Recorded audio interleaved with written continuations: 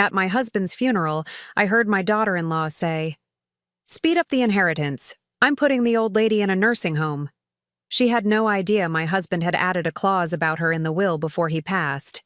I'm glad to have you here. Follow my story until the end and comment the city you're watching from, so I can see how far my story has reached. I never thought that at 70 years old, I would find myself shrinking into the shadows to avoid my own family. The day I buried William, my husband of 45 years, was the day I discovered how little I was valued by those who should have cherished me most. The funeral service had been beautiful, if such a word can be applied to something so somber. St. Mary's Church was filled with friends, colleagues, and family members. William had been deeply respected in our community, a kind, thoughtful man who'd spent his career as a high school principal. He'd touched many lives. I had held myself together throughout the ceremony, accepting condolences with quiet dignity, my hand clutched tightly by our son Robert. He'd been attentive all day, making sure I ate something, guiding me gently through the crowd. His wife Diana had been there too, of course, elegant in black, her expression appropriately solemn. After 2 hours of handshakes and embraces, the weight of grief pressed down on me until I could barely breathe. I needed a moment. Alone. The funeral home had a small side room, a place for families to gather privately. It was empty now, everyone having moved to the reception area. I slipped away, telling no one, desperate for just 5 minutes of silence.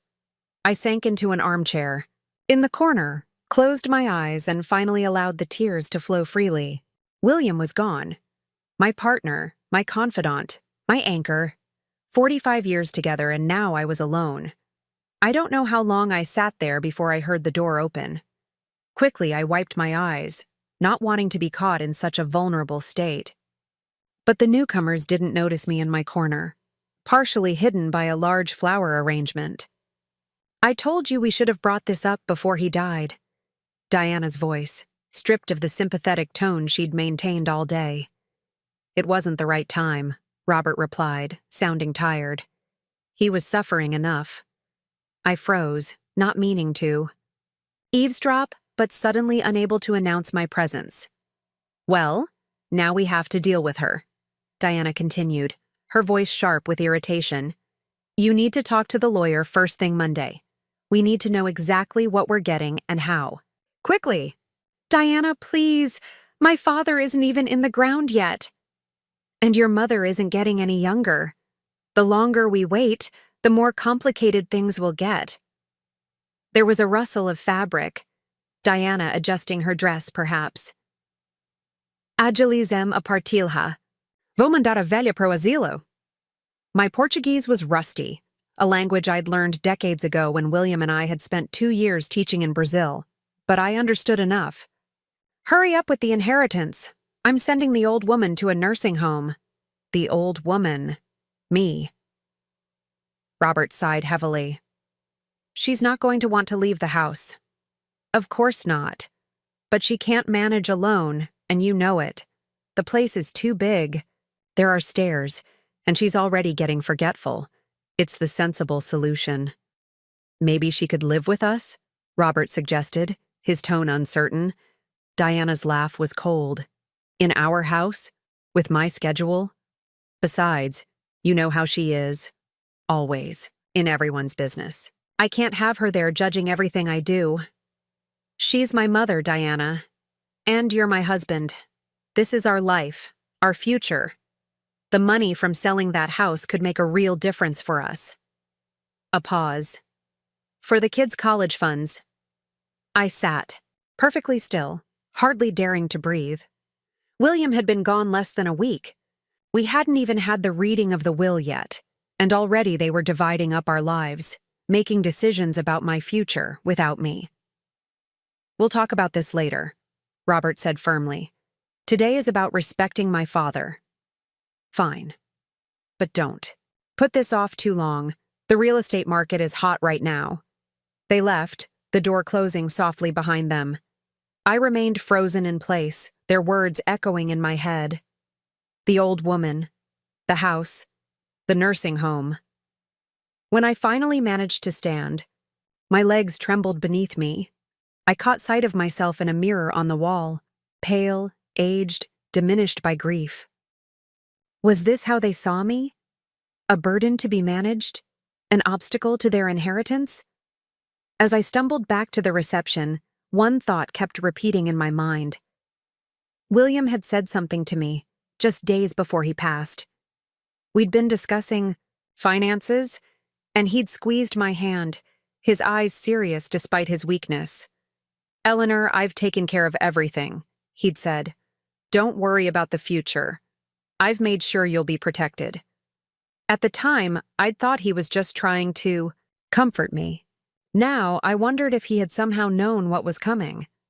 The house felt different when I returned from the funeral. Emptier, colder. William and I had lived in this modest, two-story colonial for nearly 30 years. We'd raised Robert here, celebrated holidays, weathered storms both literal and figurative.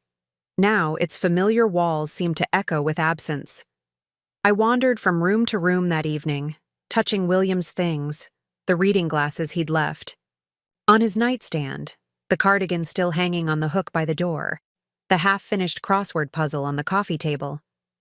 Small pieces of a life suddenly interrupted. I couldn't bring myself to move any of them. Sleep didn't come easily that night. Diana's words kept replaying in my mind like a cruel taunt. Mandar avelia pro asilo. Send the old woman to a nursing home. I'd spent my entire adult life as a kindergarten teacher, nurturing other people's children. I'd raised my own son with all the love and patience I could muster. Was this all it had amounted to? Being discarded when I was no longer useful? The following morning brought a cheerful knock at my door. Diana stood on my porch, a bright smile plastered on her face, holding a casserole dish. "Eleanor, I brought you some chicken pot pie. I know how hard it can be to cook for just one person." I forced a smile and invited her in, wondering if she had any idea I'd overheard her plans. Had she always been this transparent, or was I only seeing it now? "Thank you, Diana. That's very thoughtful." She swept into my kitchen, setting down the dish and immediately opening cabinets as if she owned the place. "Let me help you organize a bit. This kitchen is just so." She paused, searching for a diplomatic word. Cluttered. I watched as she began rearranging my spice rack without permission.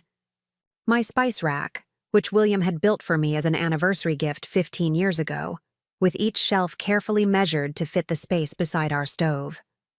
"I've managed just fine with my kitchen for 30 years, I said, more sharply than I intended. Diana turned, surprise flickering across her face before her sympathetic mask slid back into place. "Of course you have. I just thought I'd help make things easier now that—" She trailed off, gesturing vaguely at the empty chair where William used to sit. "Now that I'm alone and apparently incapable?" The words slipped out before I could stop. "Them." Her eyes widened slightly. "Eleanor, no one thinks you're incapable. We're just concerned about you managing this big house all by yourself. It's not that big, 2 bedrooms and a study. And stairs," she pointed out, as if they were a deadly hazard. "And that old water heater that's always giving trouble, and the yard work." I sipped my tea, saying nothing. William and I had discussed downsizing years ago and decided against it. We loved our home, our neighborhood, the garden we'd cultivated together. The water heater worked perfectly fine with regular maintenance, and I had a service for the heavier yard work. "Robert and I have been talking," Diana continued, her voice gentle but firm. "We think it might be time to consider some options that would be more manageable for you." "Options?" "Senior living communities. There's a lovely one just 20 minutes from our house. Private apartments but with staff available, meals provided, activities." She was already pulling brochures from her purse. Had she brought them to the funeral too? "I'm not ready to leave my home, Diana." I kept my voice steady, though my hands wanted to tremble. "No one's saying right this minute," she backpedaled. "But it's good to start thinking about it. Planning ahead. Planning ahead. The funeral was barely over. I found something interesting yesterday, I said, changing the subject. Going through William's desk calendar. He had several appointments with Mr. Goldstein in the weeks before he passed. Mr. Goldstein was our lawyer, had been for decades. Diana's smile faltered for just a moment. Oh? Yes. I wonder what they were discussing. Probably just updating his will. Standard procedure when someone is. She waved her hand again, unwilling to say dying. Probably, I agreed mildly. When is the reading scheduled? Robert's been handling that. I think it's next week. She stood abruptly. I should get going. I have a charity luncheon at noon. After she left, I sat at my kitchen table for a long time, staring at the brochures she'd left behind. Smiling seniors playing golf, eating in elegant dining rooms, attending art classes. None of it looked terrible exactly, but it wasn't my home. I thought again of William's words. I've taken care of everything. Had he suspected what might happen? After he was gone, had he known his son and daughter-in-law better than I did?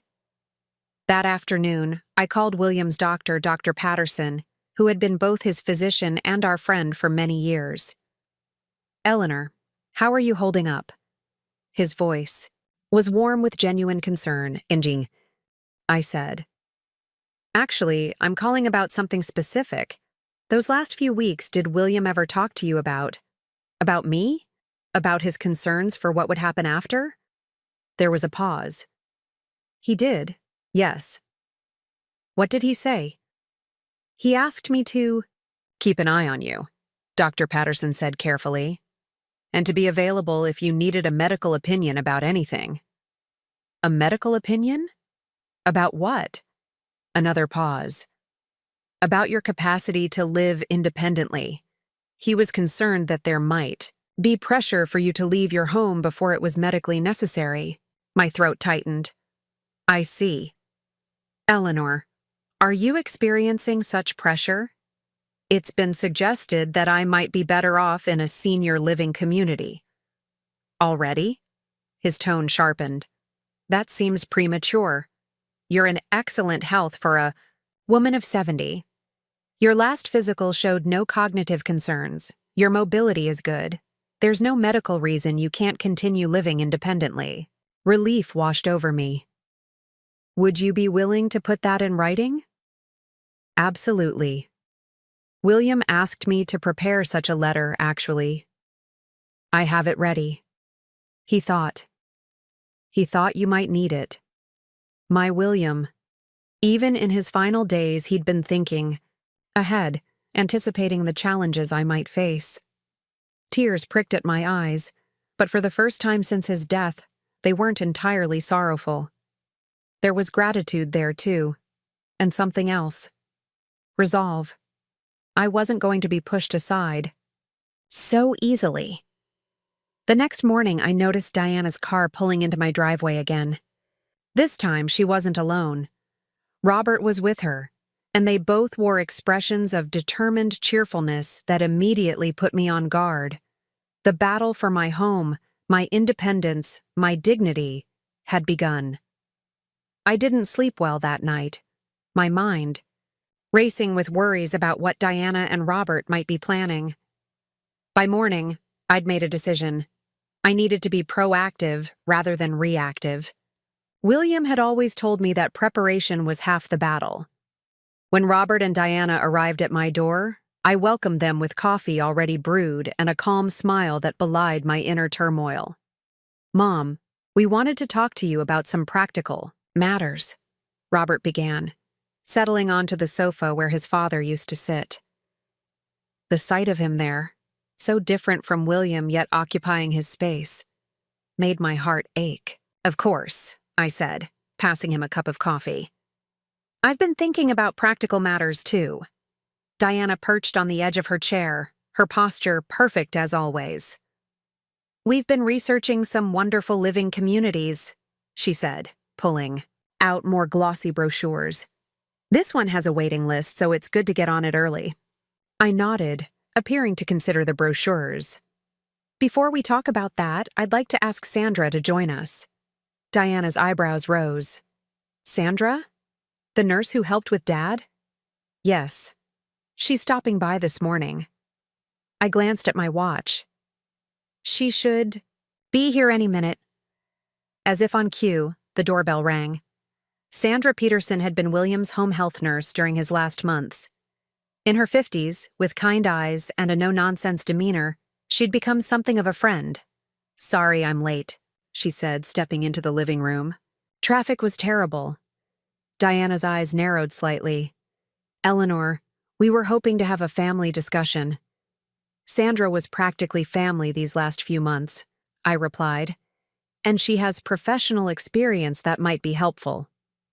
Sandra sat beside me, her presence bolstering my courage. She'd witnessed Diana's thinly veiled impatience during William's illness, her reluctance to help with his care. Robert, Diana, I began, I appreciate your concern about my living situation. But I've given it a lot of thought, and I've decided to stay in my home. Diana's smile tightened. Eleanor, we understand that emotionally, this house means a lot to you. But practically speaking, I interrupted gently. I'm perfectly capable of living independently. I've spoken with Dr. Patterson, who agrees there's no medical reason I should leave my home. Robert frowned. You spoke with Dad's doctor about this? William asked him to assess my capacity before he passed, I explained. He's provided a written statement. I pulled out the letter Dr. Patterson had delivered yesterday, passing it to Robert. His eyes widened as he read it. This says you're in excellent health for your age, he said, sounding surprised. Had he already convinced himself I was frail? I also spoke with Mrs. Winters from the hospital's social services department, Sandra added. She can set up an assessment to determine what supports Eleanor might need to stay home safely. Diana shifted uncomfortably. That seems premature. We're just exploring options. Actually, I said, it seems like you've already decided I should move to an assisted living facility. Send the old woman to a nursing home, were your exact words, I believe. The room went silent. Diana paled, then flushed. I don't know what. You think you heard, but... I heard you at the funeral, Diana, I said quietly. In the side room. I was there, sitting in the corner. Robert's face fell. Mom, I don't blame you for thinking about the future, I continued. But I'm not ready to leave my home, and there's no legitimate reason I should. Sandra has helped me develop a plan to age in place safely. Sandra nodded. Simple modifications like grab bars in the bathroom, a medical alert system, and regular check-ins can address most safety concerns. I'd be happy to review the plan with you both. Diana stood abruptly. This feels like an ambush. It's not meant to be, I assured her. I'm just being practical, as you suggested. The doorbell rang again. This time, it was Emma, my 16-year-old granddaughter, letting herself in with the key she'd always had. Hi, Grandma, she called, then stopped short seeing everyone gathered. Oh, sorry. Am I interrupting? Not at all, sweetheart, I said. We're just having a family discussion. Emma, tall and thoughtful like her grandfather, glanced around the tense room. Is everything okay? We're discussing Grandma's living situation, Robert explained. Emma frowned. What about it? Your parents think I might be better off in a senior living community? I explained gently. What? Why? Emma looked genuinely shocked. Grandma's fine on her own. She literally taught me how to make lasagna from scratch last weekend. Diana's lips pressed into a thin line. Emma, adult decisions are more complicated than that. I'm not a child, Mom, Emma replied. And Grandma's not incapable just because she's 70. I felt a rush of affection for my granddaughter, so fiercely protective. She'd been coming over more frequently since William passed, sometimes doing homework at the kitchen table, sometimes just sitting with me in comfortable silence. "Emma, why don't you help me bring in some cookies from the kitchen?" Sandra suggested, giving the family a moment. When they left, Robert sighed heavily.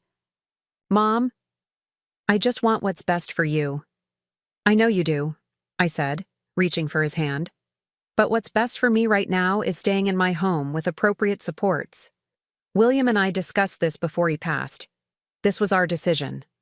Robert looked torn, glancing between me and Diana. "The reading of the will is tomorrow," I reminded him. "Let's wait and see what William wanted before making any major decisions about the house or my living situation." Diana stood, smoothing her skirt. "We should go. I have a hair appointment." After they left, Sandra stayed for another cup of coffee. "That went about as well as could be expected," she observed. "Thank you for coming," I said. "It helped having you here." Emma returned from seeing her parents out. "Grandma, are they really trying to make you move out?" I sighed. "They're concerned in their way." "They're being ridiculous," Emma declared. "Don't worry, I won't let them push you around." Looking at her determined young face, I felt a flicker of hope. I wasn't entirely alone in this battle. The offices of Goldstein and Associates looked exactly as they had 5 years ago when William and I had last updated our wills. The same leather chairs, the same landscape paintings, even the same receptionist with her kind smile and graying hair. "Mrs. Bradley, it's good to see you again," she said, rising to greet me. "Though I wish it were under different circumstances." "Thank you, Martha," I replied, clutching my handbag a little tighter than necessary. "Is everyone here already?" "Mr. and Mrs. Bradley just arrived. Mr. Goldstein will be with you shortly." I nodded and settled into one of the waiting room chairs, my heart pounding unnaturally fast. I'd barely slept last night, wondering what William had arranged in his final meetings with the lawyer. Robert and Diana sat across from me, Robert flipping through a magazine without really seeing it, Diana checking her watch every few minutes. "How long is this going to take?" she whispered to Robert. "I have that charity board meeting at 2. Robert shushed her, glancing apologetically in my direction. Mr. Goldstein appeared in the doorway, dignified in his gray suit, his silver hair neatly combed. "Mrs. Bradley, Robert, Diana, please come in." We followed him into his office, taking seats around a polished conference table. Mr. Goldstein settled at the head, a thick folder open before him. "Before we begin," he said, "I want to express my condolences, Eleanor. William was a good man and a dear friend." "Thank you," I murmured. "Now, to business." He adjusted his glasses. "William's will is fairly straightforward. Eleanor, as his surviving spouse, you inherit the house outright and all its contents. The joint bank accounts, of course, were already in both your names. There's the life insurance policy, which names you as beneficiary."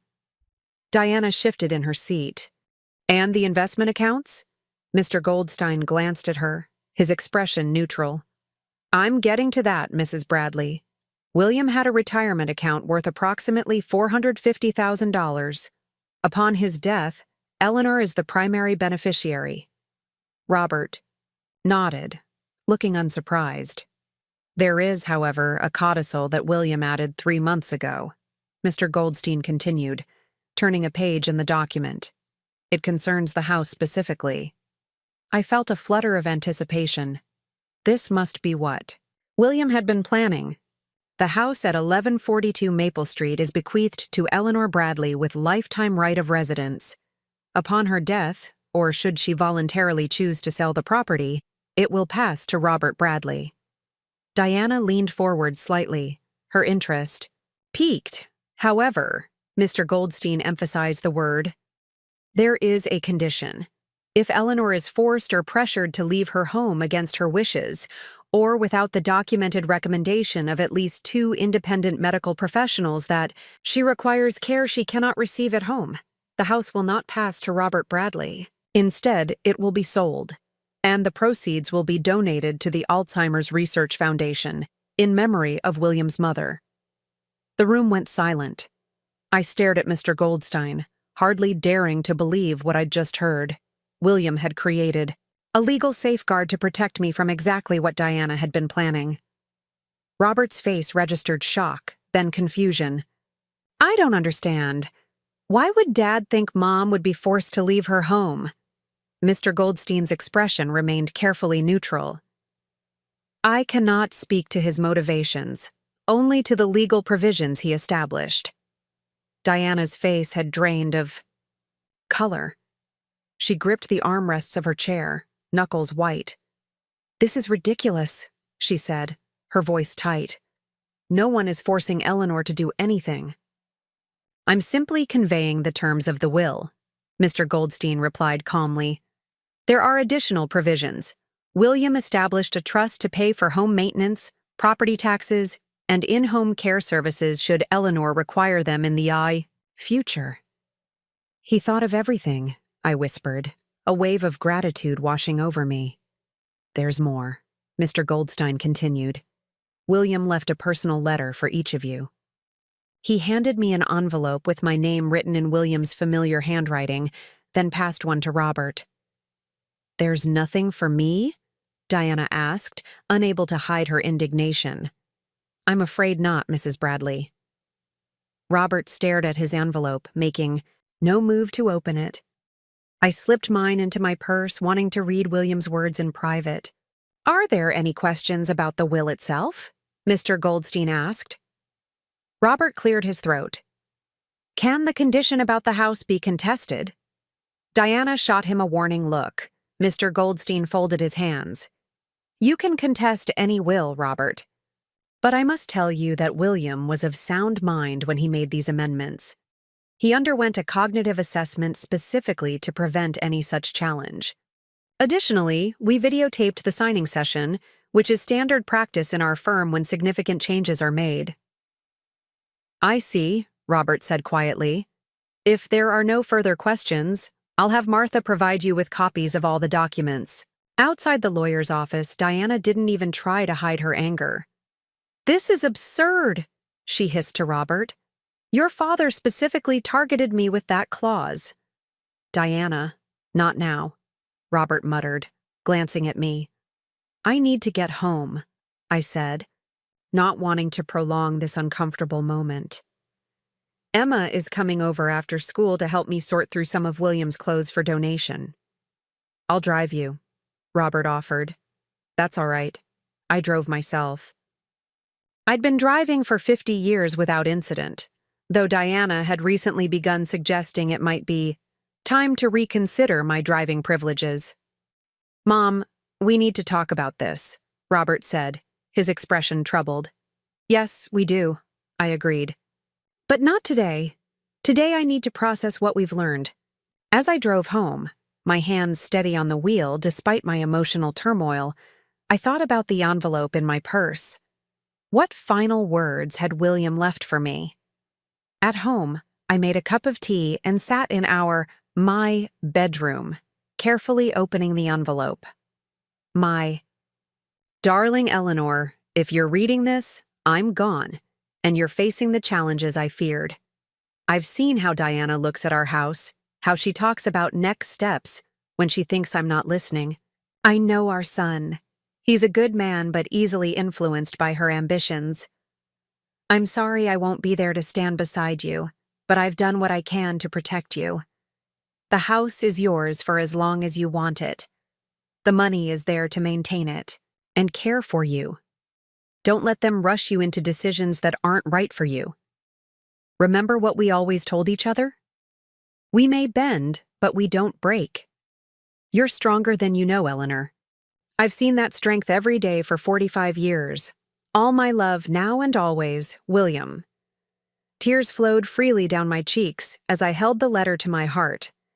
Even from beyond, William was protecting me, fighting for me. When the doorbell rang, an hour later, I had composed myself. It was Emma, backpack slung over one shoulder, her expression unusually serious. Grandma, we need to talk, she said, stepping inside. Mom and Dad are fighting about the will. Dad let something slip about, A nursing home. What's really going on?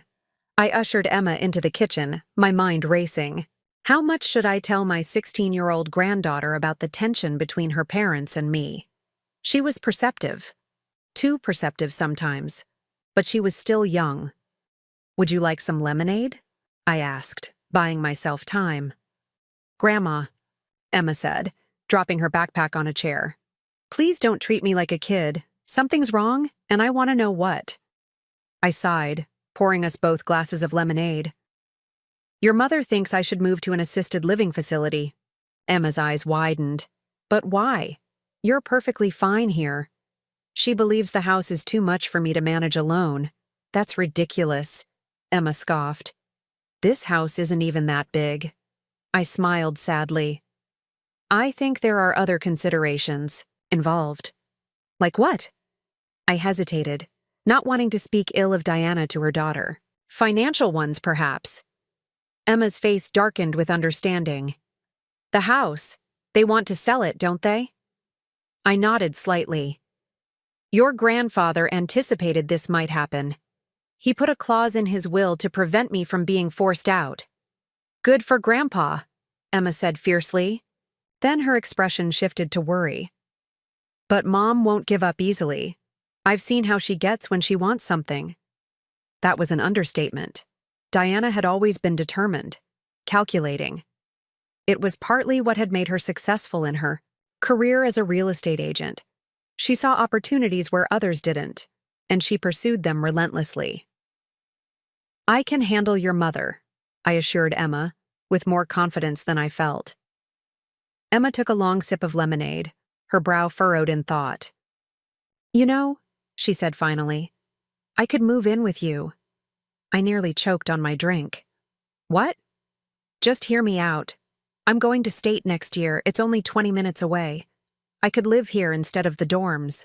I'd help with the house, and Mom couldn't argue that you're all alone. I was touched by her offer, but shook my head. Emma, that's very sweet. But your first year of college should be about making friends, having the full experience. I'd still have all that, she insisted. But I'd have free housing and you'd have company. It's practical. Practical. Diana's favorite word. Before I could respond, the front door opened. Diana's voice called out, Emma, are you here? Emma rolled her eyes. In the kitchen, Mom.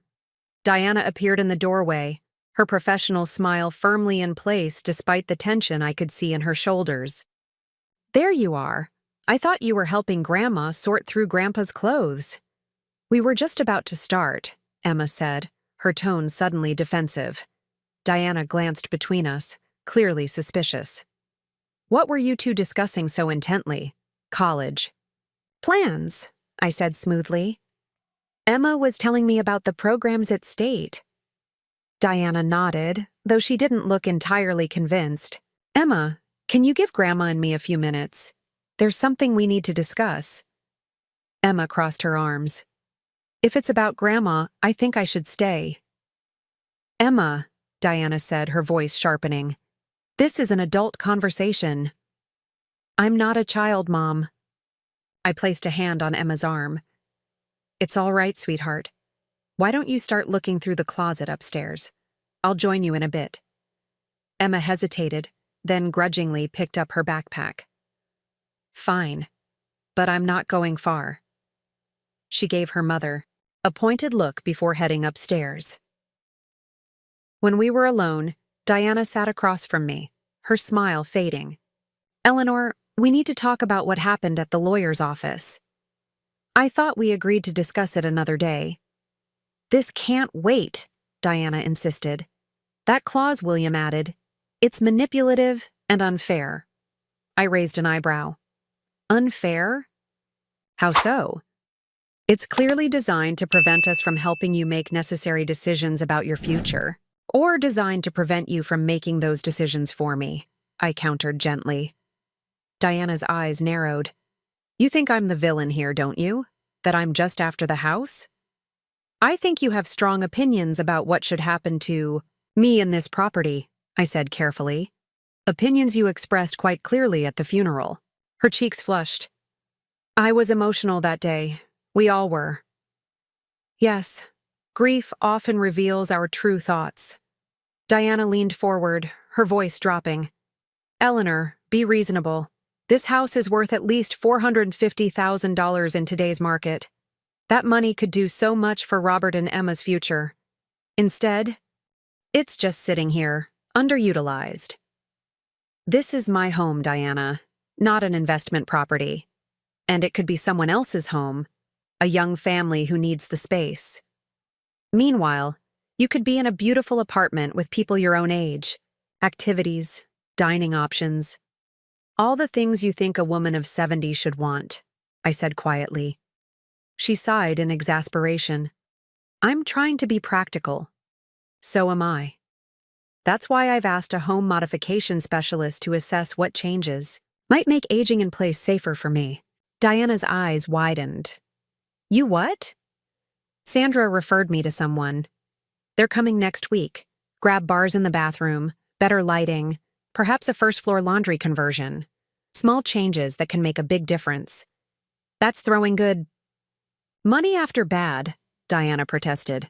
You're spending money to stay in a house you'll eventually have to leave anyway. According to whom? I asked. Dr. Patterson says I'm perfectly capable of living independently. For now, Diana said dismissively. But what about in 5 years, 10?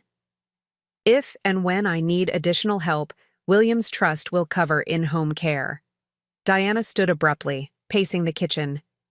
You're being stubborn and selfish. Robert is trying to do what's best for everyone, including you, and you're making it impossible. Is it selfish to want to stay in my own home? I asked. To honor William's wishes for me? William isn't here anymore, Diana snapped. The rest of us need to move. Forward. I felt a flash of anger, sharper than any emotion I'd allowed myself to show since this began. It's been 2 weeks, Diana. 2 weeks since I buried my husband of 45 years. And you're already talking about moving forward with selling the home we built together? She had the grace to look momentarily abashed. I didn't mean… Yes, you did, I said, rising to my feet. You've made your priorities very clear. Now let me make mine clear. I am staying in this house. I am mentally and physically capable of doing so. And any attempts to suggest otherwise will only damage your relationship with me, and potentially with Emma, who isn't nearly as oblivious as you seem to think. Diana stared at me, clearly not used to such direct confrontation from her mother-in-law. For a moment, I glimpsed uncertainty in her eyes. Then the front door opened again, and Robert called out, Hello? Mom? Diana? Diana stepped back, composing herself just as Robert appeared in the kitchen doorway. One look at our faces told him he'd walked into the middle of something. What's going on? He asked warily. Your mother and I were just discussing some options, Diana said, her professional mask sliding back into place. What options? Robert asked, looking between us. Before either of us could answer, Emma appeared on the stairs. They're arguing about whether Grandma should be forced into a nursing home so you guys can sell her house. The kitchen fell silent. Robert stood frozen in the doorway, his gaze shifting from Diana to me, then up to Emma on the stairs. That's not… Diana began, but Emma cut her off. Don't lie, Mom. I heard you on the phone with that real estate agent yesterday. You said the house could go on the market by summer if you played your cards right. Robert's face paled. Diana? Is that true? Diana straightened her shoulders. I was exploring options. That's what responsible adults do. Behind my back? Robert asked, his voice unnaturally quiet. When we agreed to wait? I had never seen my son look at his wife with such disappointment. In that moment, I realized how much Diana's ambition had shaped their marriage, perhaps without Robert fully recognizing it. I think, I said carefully, we all need to sit down and have an honest conversation. No more schemes, no more whispers. Just truth. Robert nodded slowly. You're right, Mom. He pulled out a kitchen chair and sank into it, suddenly looking exhausted. Emma, come down here, please. Emma descended the stairs, her expression a mix of defiance and anxiety. She took the seat beside me, a silent declaration of allegiance. Diana remained standing a moment longer, as if maintaining the higher ground, before finally taking the last chair. I know you think I'm the villain here, Diana began, looking directly at me. But I'm just being practical about a situation none of us asked for. Mom, Emma interjected. There's practical and then there's cruel. Emma, Robert warned. No, let her speak, I said. Everyone deserves a voice in this conversation. Emma straightened. Grandma is perfectly capable of living here. She's not sick, she's not confused, she doesn't need to be in a home. You just want the money from selling the house. Diana's face flushed. That's not fair. Isn't it? Emma challenged. We see how you are with money, Mom. Always talking about upgrading, investing, moving up. But this isn't just a house. It's Grandma's. Home! Robert ran a hand through his hair, looking more like his father than I'd ever noticed before. Diana, we talked about this. We agreed not to pressure Mom. And when exactly was I supposed to bring it up? Diana demanded. When she's 80? 90? After she falls down those stairs and breaks her hip? Stop it, I said firmly. I'm sitting right here. Don't talk about me like I'm not in the room or incapable of understanding. Diana had the grace to look embarrassed. I'm sorry, Eleanor, but my concerns are valid. They are, I conceded, which is why I'm taking steps to make this house safer as I age. The modifications Sandra recommended are sensible. I'm getting a medical alert system, and yes, someday I may need more assistance. But that day is not today, and when it comes, there are options beyond selling this house and moving me to a facility. Robert looked at me with new respect. You've really thought this through. Of course I have. William and I discussed it extensively when he got sick. I folded my hands on the table. Now I understand that you're disappointed about the house, Diana. You saw it as an asset, an inheritance. But it's my home, and William wanted me to stay here as long as I wished. He made that legally clear. Diana's expression tightened. That clause was manipulative. It was protective, I corrected. And necessary, apparently. The tension between us stretched taut. Then, surprisingly, it was Robert who broke it. I'm sorry, Mom, he said quietly. Dad was right. I didn't see what was happening. Diana turned to him, betrayal flashing in her eyes. Robert, no, Diana, this isn't right.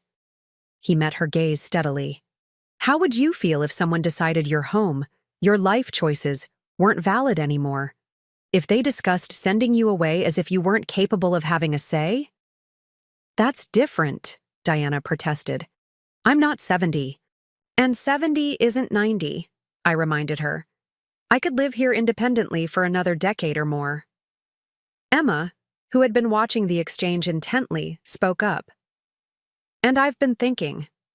My offer to live here during college is serious. It would be good for both of us. Robert looked surprised.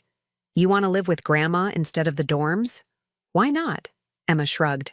State is close, the commute is easy, and I'd save thousands in housing costs. Plus, I'd be here at night if Grandma needed anything.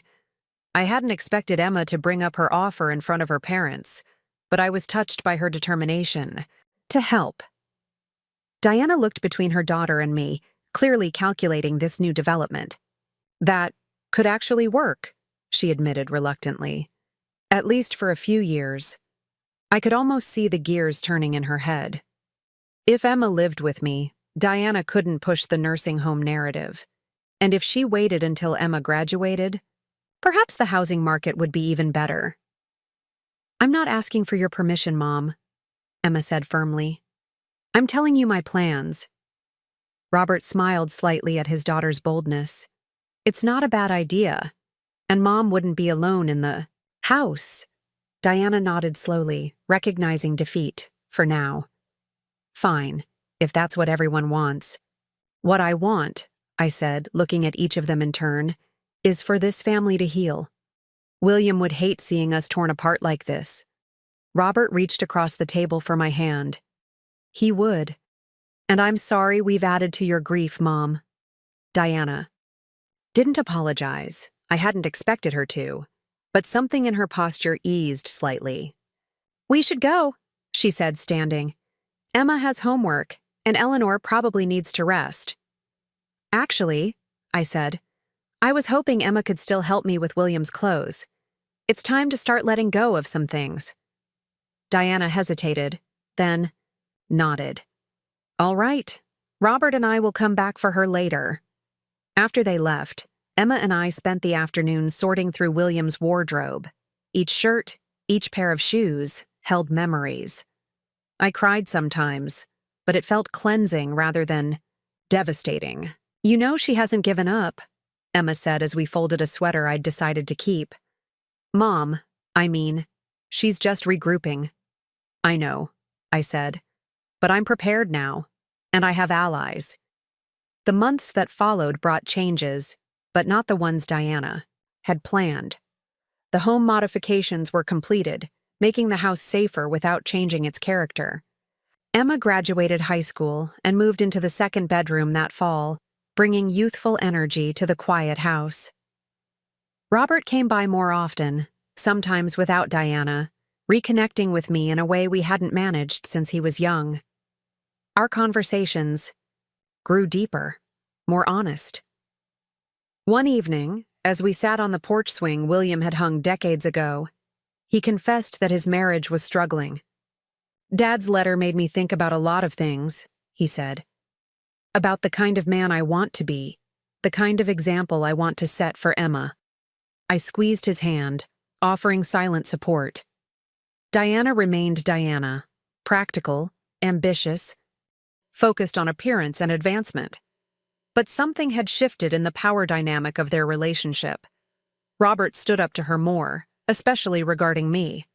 And when she brought up the house again, as I knew she would, he shut the conversation down firmly. Mom stays where she wants to stay, he told her. End of discussion. As for me, I discovered that 70 was not the end, but another beginning. I joined a water aerobics class at the community center, reconnected with old friends, and even started volunteering at the local library's literacy program. The grief of losing William never fully disappeared, but it softened, making space for new experiences. On the anniversary of William's death, I visited his grave alone, placing fresh flowers against the headstone. You were right, I whispered. I didn't break. I bent, but I didn't break. Walking back to my car, still driving despite Diana's concerns, I felt a sense of peace wash over me. William had given me one final gift, the space and time to discover my own strength to remember who I was beyond being someone's wife, someone's mother. I was Eleanor Bradley, 71 years old, still living in my own home, still making my own choices, still finding joy in each day. That night, Emma and I had dinner on the patio, watching fireflies blink in the gathering twilight. Her first year of college had been full of new friends and challenges, but she seemed content with our arrangement. Do you ever regret turning down the dorms? I asked her. She shook her head. Never. This was right for both of us. She smiled mischievously. Plus, it drives Mom crazy, which is a bonus. I laughed, a full, rich sound that filled the evening. Air. William would have loved hearing it. The battle wasn't over, of course. Diana would try again someday. But I was no longer afraid. I had found my voice, my strength, my dignity. And I wasn't letting go.